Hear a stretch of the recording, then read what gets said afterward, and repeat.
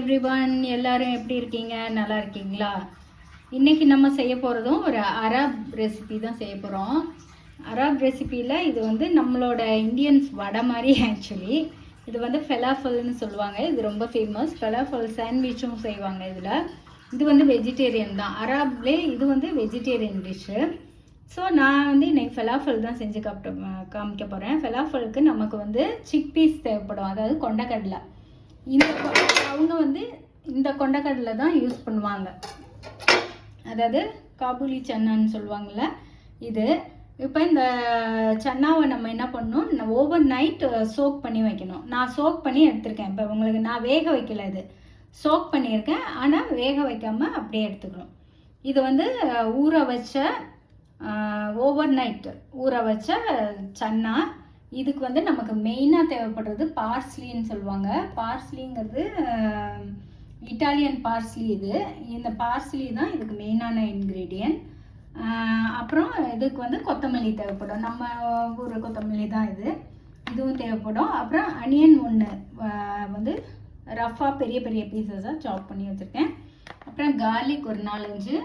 அப்புறம் ஒரே ஒரு பச்சை மிளகா. அந்த உரப்புக்கு வந்து இந்த பச்சை மிளகா தான். அப்புறம் இதில் ஸ்பைசஸ் சேர்க்க போகிறது நம்ம 1 ஸ்பூன் கொரியாண்டர் பவுடர், 1 ஸ்பூன்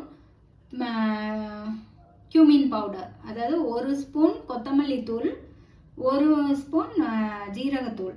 அதோட நமக்கு சால்ட்டு, பெப்பரும் நான் ஒரு 1/4 to 1/2 ஸ்பூன் பெப்பர். நான் வந்து பெப்பர் பவுடர் இல்லை, இதை க்ரஷ் பண்ணி போட்டுக்க போகிறேன். இவ்வளோதான் நமக்கு தேவையான பொருட்கள். இப்போ பாருங்க,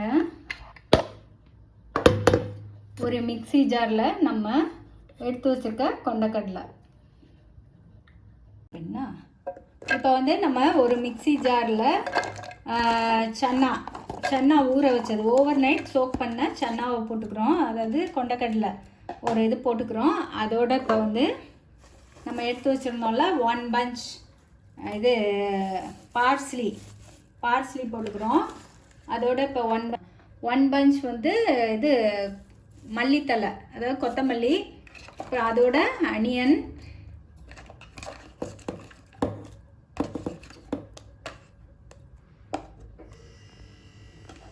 அப்புறம் அதோட கார்லிக் அண்ட் 1 green chilli அதையும் போட்டுக்கிறோம். இப்போ இதில் வேணுங்கிறவங்க உரப்பு கூட வேணும்னா நீங்கள் சில்லி பவுடர் போட்டுக்கலாம். நான் போட போகிறதில்ல, நான் ஒரு க்ரீன் சில்லி போட்டுக்கிறேன். அப்புறம் அதோட 1 ஸ்பூன் மல்லித்தூள், 1 ஸ்பூன் ஜீரகத்தூள், அது 2 போட்டுக்கிறோம். இப்போ அதோட 1 ஸ்பூன் உப்பு, ஒரு 1/2 ஸ்பூன் கிட்ட பெப்பர்,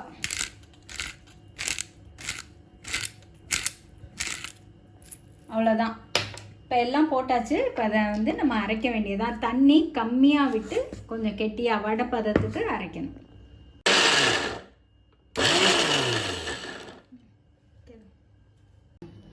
இப்போ பாருங்கள், நம்ம முதல்ல சொன்ன பார்ஸ்லி, சன்னா, கொத்தமல்லி எல்லாம் பவுடர், கொத்தமல்லி தூள், ஜீரகத்தூள் எல்லாம் சேர்த்து நல்லா உப்பு பெப்பர்லாம் போட்டு அரைச்சிட்டோம்.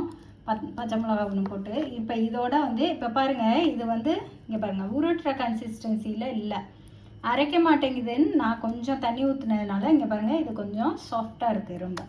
ஸோ இப்போ நம்ம என்ன பண்ணுறோம், பிரெட் க்ரம்ஸு இதோட சேர்த்துக்கிறோம். பிரெட் க்ரம்ஸ் சேர்த்தா நல்லா தான் இருக்கும். அது வந்து அதுலேயும் இப்போ கொஞ்சம் தனியாக இருக்கிறதுனால நம்ம சேர்க்குறோம். ஸோ நீங்கள் அரைச்சதே திக்காக இருந்துச்சுன்னா பிரெட் க்ரம்ஸு தேவையில்லை, இல்லை 1 or 2 ஸ்பூன்ஸ் சேர்த்துக்கலாம். இப்போ எனக்கு வந்து கொஞ்சம் தனியாக இருக்கிறதுனால நம்ம வந்து இப்போ இதை வந்து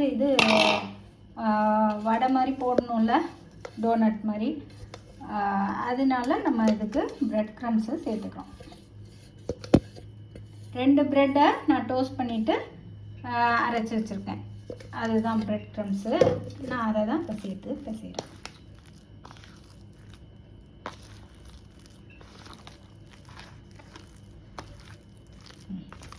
அவ்வளோதான். இப்போ நம்மளோட ஃபலாஃபல் மாவு ரெடியாக இருக்குது. இப்போ இதை வந்து நான் அந்த பக்கம் இது எண்ணெய் வந்து சுட வச்சுக்கிட்டு இருக்கேன், நல்லா சூடாயிடுச்சு.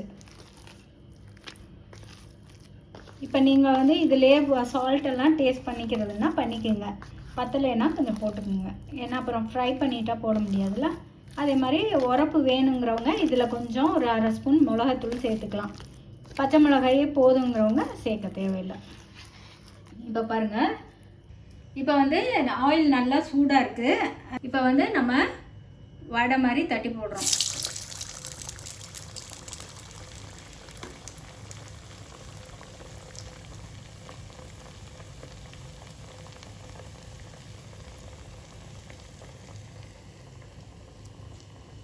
பாருங்க, இந்த மாதிரி தட்டி தட்டி இதில் போட வேண்டியதான்.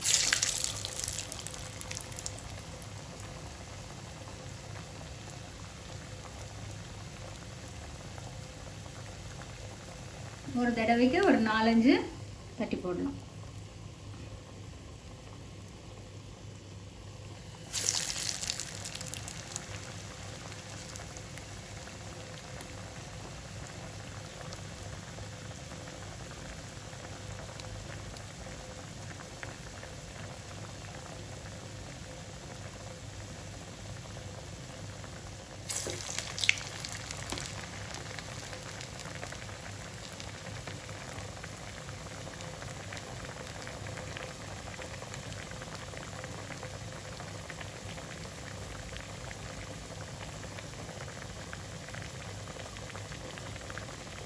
நான் ஒரு 5 போட்டுட்டேன்.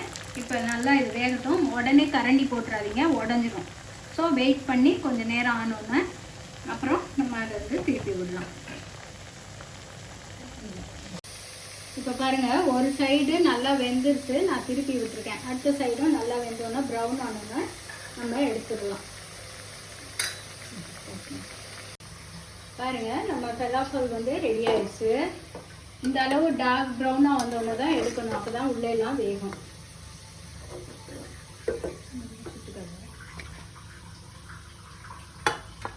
அதே மாதிரி மீதி இலமாவையும் இதே வந்து உருண்டையாகவும் போடுவாங்க. உருண்டையாக போடுறதுல என்ன ஒரு ட்ராபேக்னா, அதில் வந்து உள்ளே வந்து நல்லா சிம்மில் வச்சு வேக விடணும், இல்லைன்னா வேகாது. பாருங்க, உருண்டையாக போடுவோம்.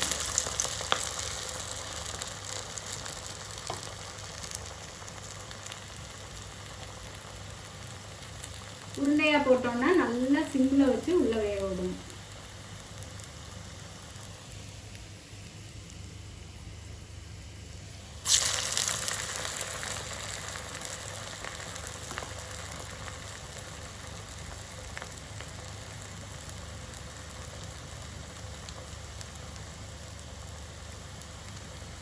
ஷேப்பெல்லாம் நம்ம இஷ்டம்தான். ஆக்சுவலி இது வடை மாதிரியும் போடலாம், இல்லை கோலா உருண்டை மாதிரியும் போடலாம். சில கடையில் இந்த மாதிரி கொடுப்பாங்க, சில கடையில் அந்த மாதிரி கொடுப்பாங்க. ஸோ உங்களுக்கு எப்படி வேணுமோ அப்படி போட்டுக்கணும். ஆனால் அதுனா வேகிறதுக்கு கொஞ்சம் ஈஸி. ஏன்னா இது வந்து உருண்டையாக இருக்கும்போது உள்ளேலாம் வேக வந்து நம்ம நல்லா பக்குவமாக வேக வைக்கணும், இல்லைன்னா வேகாது.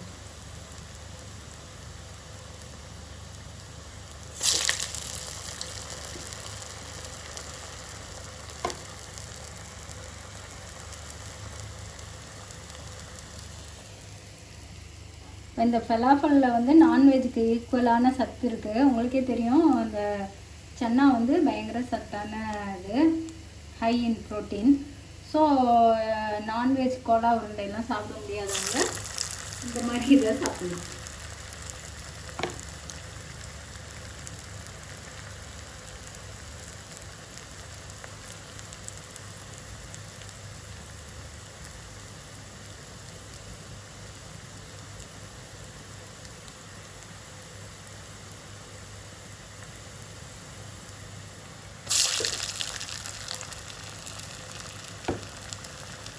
அது வந்து நம்ம ஒரு 5 தான் போட்டோம்னா, இது வந்து ஒரு 7 கூட போடலாம். ஏன்னா அது ஃப்ளாட்டாக இல்லாததுனால இடம் கூட இருக்குது. ஒரு 7 இது போட்டுட்டு நல்லா சிம்மில் வந்து நல்லா கொஞ்சம் கூட நேரம், அதை விட இது கூட நேரம் வேக வைக்கணும். அதுதான் இதில் உள்ள மைனஸ். இந்த மாதிரி உருண்டையாக போட்டு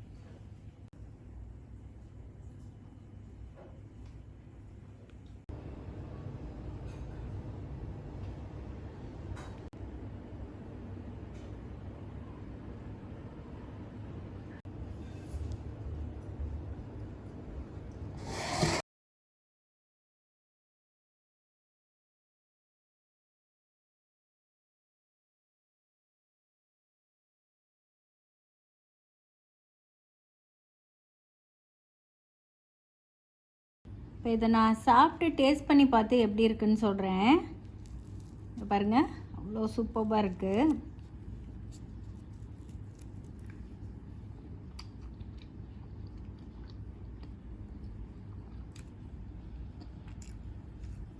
சூப்பர், வெரி வெரி டேஸ்டி.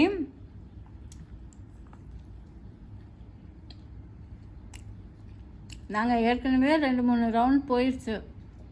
என் டாட்டர் சொன்னாங்க வெரி நைஸ், சாப்பிட்டுக்கிட்டே இருக்கலாம் போல இருக்குன்னு. அந்த அளவுக்கு ரொம்ப டேஸ்ட்டாக இருக்குது. நீங்களும் கட்டாயம் செஞ்சு சாப்பிட்டு பார்த்துட்டு எப்படி இருந்துச்சுன்னு சொல்லுங்கள். Very delicious. நீங்களும் செஞ்சு சாப்பிட்டு பார்த்துட்டு எப்படி இருந்துச்சுன்னு உங்கள் கமெண்ட்ஸை சொல்லுங்கள். Spread love because love is God. Thank you very much for all my subscribers. I'm very grateful to all my subscribers.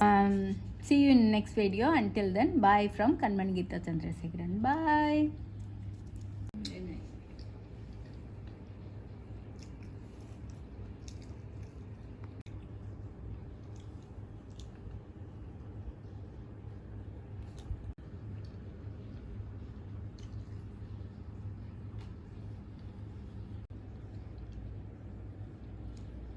Ini